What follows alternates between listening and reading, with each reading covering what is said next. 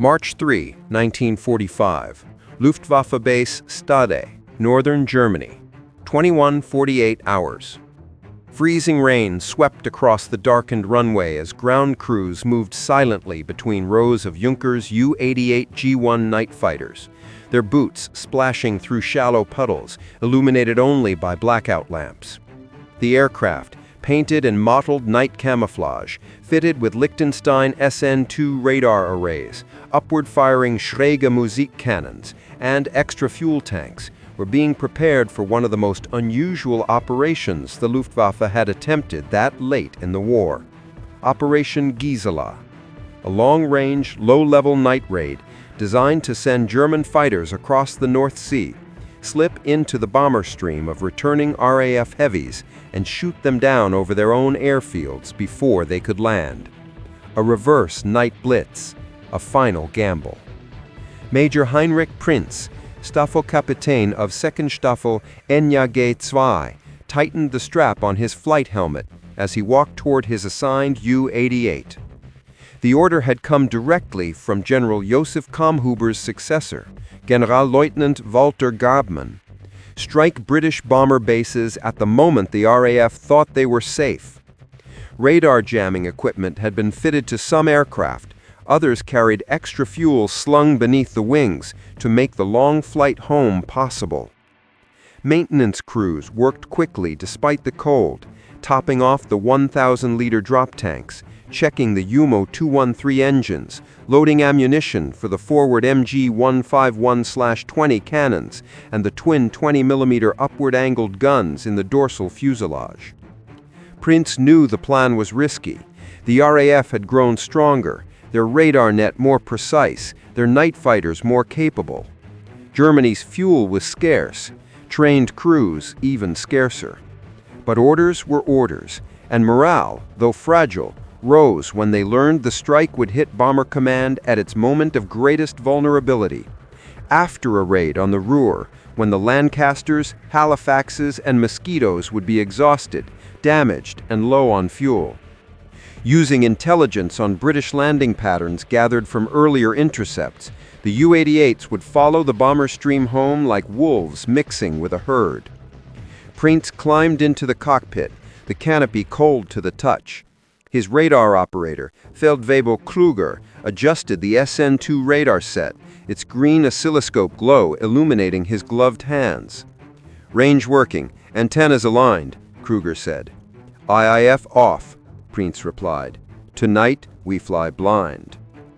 The fuel engineer secured the fuel lines. The gunner checked the Schräge Musik cannons, angled at 70 degrees, perfect for attacking from below, invisible to RAF gunners. Outside, an officer moved down the line shouting, "Bereit machen! Engines start!" One by one, the UMO engines sputtered, coughed, then roared to life, their propellers slicing the damp night air. The smell of exhaust filled the field. Prinz taxied forward. Rain sheeted off the cockpit glass. At 22:10, the first wave launched, Ju-88s rolling down the runway with heavy fuel loads, climbing slowly into the cloud-covered darkness.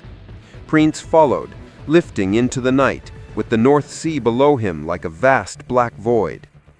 Radio discipline was strict, no chatter, only coded bursts.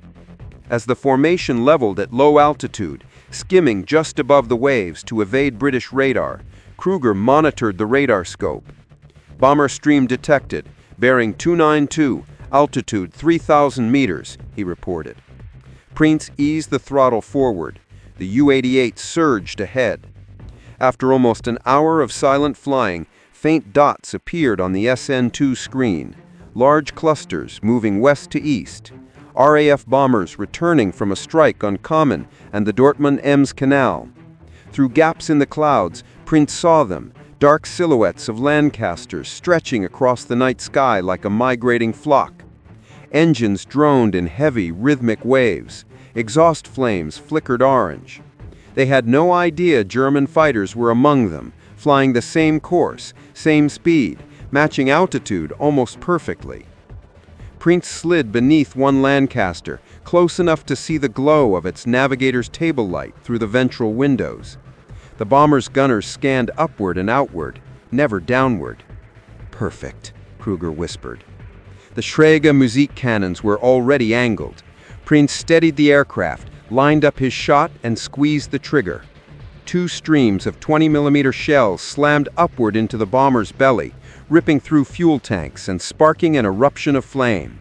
The Lancaster's wings caught fire. It banked sharply, dropping away from the formation as the crew tried to bail out. No one in the bomber stream yet realized what was happening.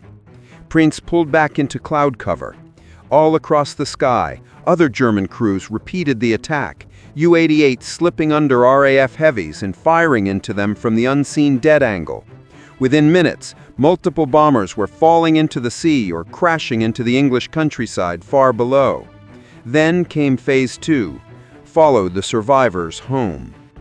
Prince emerged from the clouds and spotted the faint glow of British searchlights on the horizon, Yorkshire or Lincolnshire. RAF ground crews, unaware of the intruders, prepared for returning aircraft. "We continue," Prince said, "into England." The U-88 descended again to treetop height, fuel sloshing loudly in the drop tanks, the altimeter needle trembling near zero. Ahead, the first bomber base came into view, descending Lancasters lined up with their landing lights on. Perfect targets.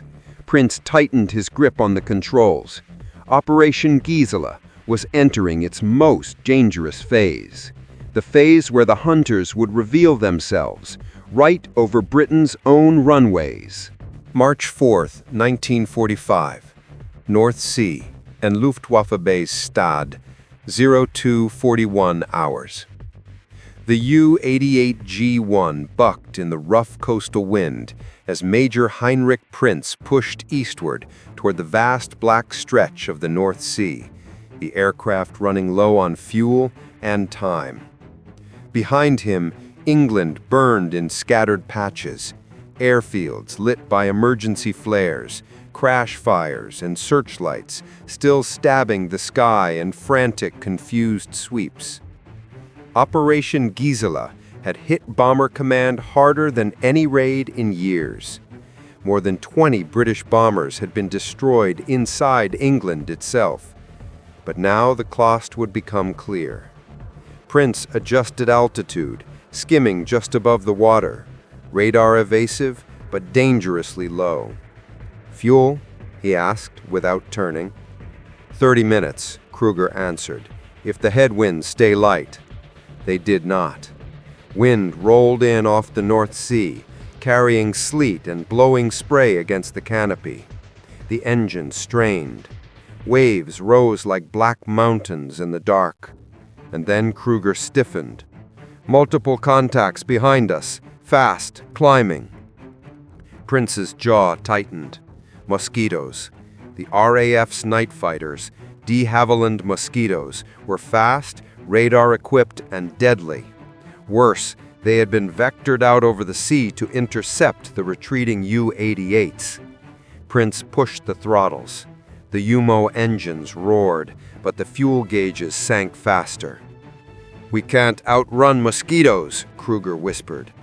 Prince knew he was right. Mosquitos could reach 600 kilometers per hour. A fully loaded U-88G1 could not. Static cracked across the radio, other German aircraft calling for help, for bearings, for anything.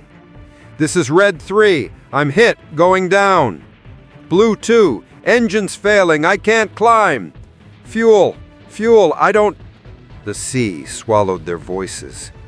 Prince kept eyes forward. He would not break. Not now. A warning tone whined in the cockpit. Kruger's radar display lit up with a strong return. "He's right behind us. Range closing." Prince cut the navigation lights and dropped even lower until the wave tops flashed white under their fuselage. He killed the radar set. The U-88 dove into the blackness. They vanished from screens, but flew blind. The Mosquito overshot, streaking past them, its silhouette briefly outlined by the glow of distant explosions. Prince held the stick steady. The altimeter hovered only meters above zero. "That was too close," Kruger breathed. Prince said nothing. The engine sputtered slightly, icing. He adjusted mixture. The hum steadied. For a moment, the sea was calm, cold, endless. Then, another contact. Closer. The Mosquito had circled back. Prince didn't run. He climbed sharply, the upward-firing Schräge Musik cannons armed, not to attack, just to break the enemy's angle. The Mosquito fired first. A streak of red tracers ripped past the U-88's nose. Prince threw the aircraft into a violent banking dive. The radar operator slammed into the cockpit wall. The Mosquito overshot again, but not by mistake. It climbed, waiting, watching, hunting. Prince leveled out. How far to the coast? 10 minutes, Kruger replied, if we're lucky. Luck had run out hours ago. Another burst of fire tore through the night. This time, round struck the left engine cowling. A warning light flashed, oil pressure dropping. Prince shut down the engine to prevent fire and feathered the prop. The U-88 yarred hard. "We can't make Stade on one engine," Kruger whispered. "We will," Prince said calmly, "or we'll die trying." The right engine strained alone as Prince coaxed the aircraft toward the faint outline of the German coastline. Searchlights from coastal batteries scanned the sky, not for British bombers, but for their own fighters limping home. The Mosquito stayed back now, low on fuel itself, unwilling to follow over the coast. Prince exhaled. They were not safe, but no longer hunted. "Stade Tower, this is Gisela 1. Returning with damage. One engine out. Request emergency landing."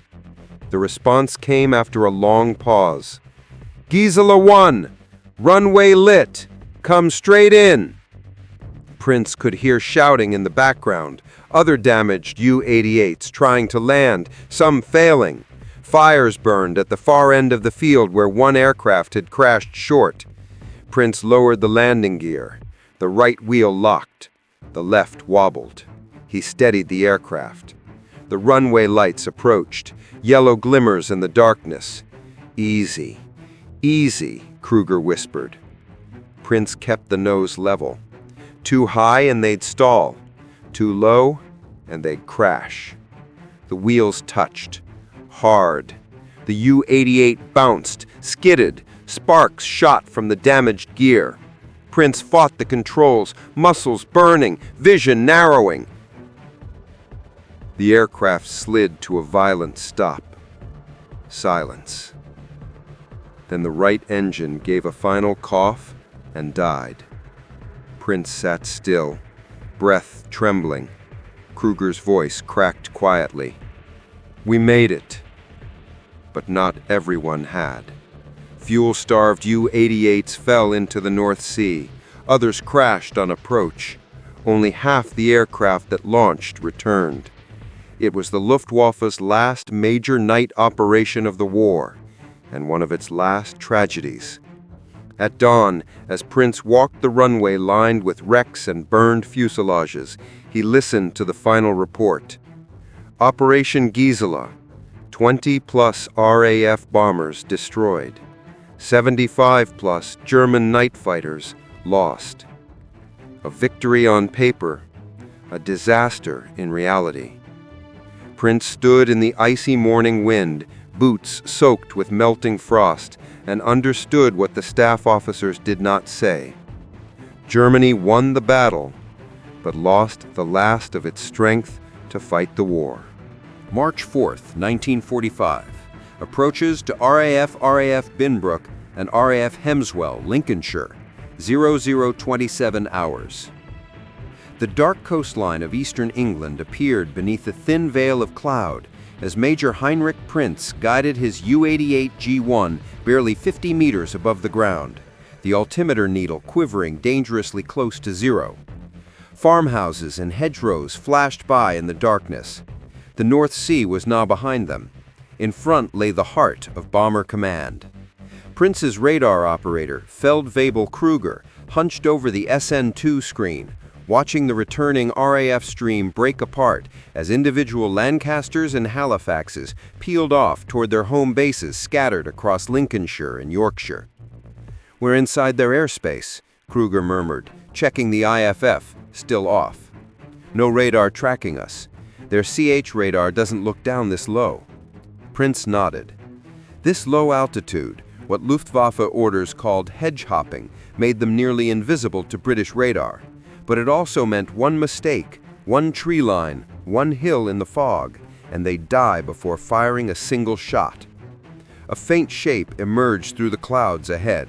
A Lancaster, engine sputtering, limping home with damage from the Dortmund raid. Its landing lights were on, shining bright in the night. A death sentence. "Contact ahead," Kruger said. Prince climbed just enough to slip below and behind the bomber. The underside glowed faintly from the cabin lights. Black silhouettes moved inside, exhausted men, believing they were finally safe. Prince steadied the U-88. The upward-firing Schräge Musik guns were already angled. No warning, no tracer, just a flash and a shudder as he pressed the trigger. 24 20mm shells tore into the Lancaster's fuel tanks. A blooming orange fireball engulfed the bomber, the midsection disintegrating. The glowing wreck spiraled downward, scattering burning fragments across a field. Prince dropped altitude again instantly. No radio transmissions, silence with survival. But across Lincolnshire, his comrades were doing the same. At least 140 German night fighters had crossed the North Sea that night, one of the largest Luftwaffe intrusions into British airspace since 1941. Reports later confirmed dozens of RAF bombers went down inside England's own borders. Prince banked left as an RAF base came into view. RAF Binbrook, home of No. 460 Squadron RAAF. Floodlights illuminated the runway. Ground crews waited with ambulances and tractors, ready to tow home returning bombers. Loudspeakers blared landing instructions. None of them suspected German fighters were weaving through the same approach lanes as the British crews they expected. "More contacts," Kruger whispered. 6. No, 8 Lancasters on final approach. Prince took position behind the last in line. A flare shot upward from the base, standard landing signal for damaged aircraft. The Lancaster throttled back, descending toward the runway. Prince adjusted his speed, lining up beneath its starboard wing. His gunner whispered, "Range perfect." Prince squeezed the trigger. The shells struck the bomber's wing root. Fuel ignited instantly. The Lancaster rolled violently, clipped a treetop, and cartwheeled across a field north of the base in a roaring firestorm. Searchlights swung upward erratically. Sirens wailed. RAF controllers shouted over the radios. Prince broke hard right, skimming over the airfield so low he could see ground crew diving for cover. A Bofors gun roared to life, tracers whipping past his cockpit canopy. He jinked left. The drop tank scraped treetops. "We can't stay here," Kruger shouted. "Push west or climb, something." Prince pulled up just enough to clear a line of hangars and nearly collided with another U-88. The German pilot flashed landing lights twice, recognition. He had just shot down a Halifax trying to land. Behind them, Binbrook descended into chaos, burning bombers scattered across the surrounding fields, injured crews crawling from wreckage, and ground defenses firing wildly at shadows they could not identify. Prince turned north toward RAF Hemswell, following faint landing lights in the distance. "Fuel," he asked. "Good for 40 minutes, enough to strike again." Prince throttled forward. Another Lancaster appeared below, wheels down, flaps open, committed to landing. Prince slipped underneath, fired. The explosive plume lit the night sky. 3 more U-88 swooped in, attacking damaged Halifaxes lined up for landing. In total darkness, with no radar warning, the British airfields were defenseless. For 20 minutes, chaos reigned. Pilots in the control towers screamed into microphones. Flak crews shot at anything that moved.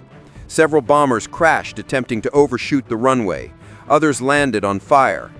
It was the first time in the war that German night fighters hunted RAF bombers over their own bases, and nothing in British doctrine had prepared them for it. But then, things changed. Searchlights found a U-88. Bofors guns shredded it. Another clipped a church steeple. A third smashed into a hillside in thick fog. The element of surprise was evaporating, and German fuel was running dangerously low. "Hawk signal from command," Kruger said. "Return route compromised. British radar is active. We must break east now or we won't make the North Sea crossing." Prince scanned the ground. Fires blazed across the countryside. Bombers burned on approaches. British emergency flares cast an eerie red glow over wreckage-strewn fields. The operation had worked, maybe too well. "Set course for Germany," Prince said quietly. "We've done what we came to do." But even as he banked east toward the dark sea, he sensed that something was wrong. The radio crackled faintly. "Stagata to all returning aircraft. Heavy British fighter activity over the North Sea. Avoid altitude above—" The message cut out. Prince's stomach dropped. Now they were the hunted. Operation Gisela was not over. The most dangerous part was just beginning.